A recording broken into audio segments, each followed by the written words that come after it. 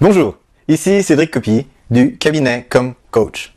Depuis plus de 3 ans, j'accompagne les professionnels indépendants du conseil, du coaching, de la formation et de la thérapie à développer l'état d'esprit et les compétences pour trouver des clients pour leur activité avec des stratégies en ligne mais aussi hors ligne. Dans cette vidéo, je vais vous parler d'une compétence clé lorsque vous voulez obtenir l'attention d'un client potentiel que vous rencontrez ou que vous avez au bout du fil. C'est une compétence clé pour avoir des clients. Dans la masse de communication intempestive et multicanale dans laquelle nous nous trouvons aujourd'hui, nous sommes littéralement bombardés en permanence de tentatives d'obtenir et de capter notre attention. Que ce soit les emails qui s'amoncellent dans nos boîtes, que ce soit les messages sur les répondeurs téléphoniques de nos portables, de nos téléphones fixes. On a aussi les tweets, les messages privés sur Facebook et les appels de télémarketeurs. Eh bien, c'est sans fin. La base pour avoir un nouveau client, c'est d'attirer son attention. Alors comment être compétitif avec votre message à notre époque? Eh bien, c'est très simple.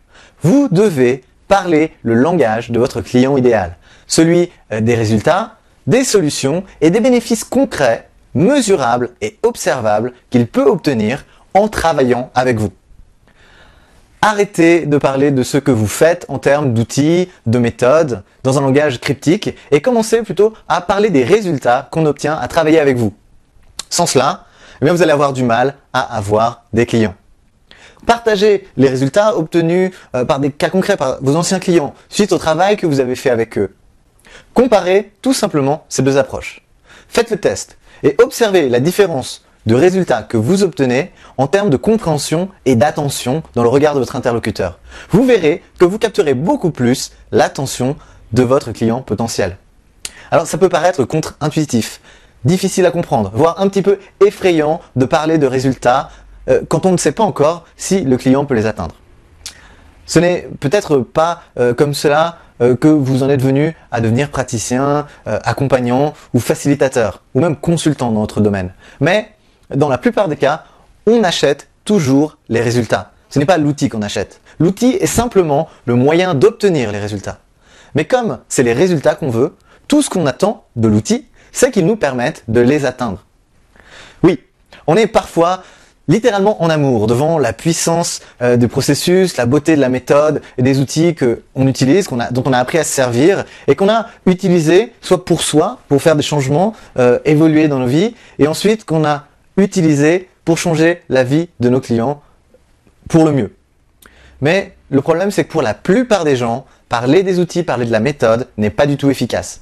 Ce n'est que lorsque le client aura obtenu des résultats qu'il sera curieux de comprendre comment est-ce que les choses fonctionnent. Et en attendant, l'intérêt premier d'un client potentiel, c'est de savoir s'il va obtenir les résultats qu'il souhaite grâce à vos services. Ne parlez jamais du processus de façon abstraite, vague ou pouvant créer de la confusion chez la personne à qui vous parlez. Voici un exemple de langage client. Un client est venu me voir parce qu'il voulait arrêter de fumer depuis 2 ans et il avait tout essayé sans succès.